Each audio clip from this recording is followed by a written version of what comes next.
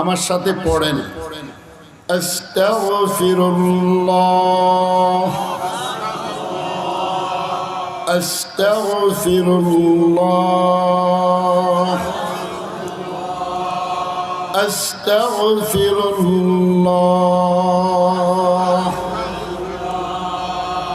এই যে 3 বার ইস্তেগফার করলাম, আল্লাহ তাআলা কিন্তু আমাদেরকে মাফ করে দিয়েছেন, আলহামদুলিল্লাহ।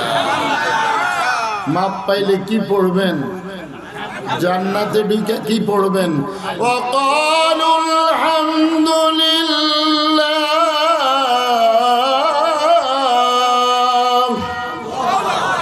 আল্লাযী সাদাকানা ওয়া'দা। আমরা যখন জান্নাতে ঢুকবো, জান্নাতে গিয়েও বলবো আলহামদুলিল্লাহ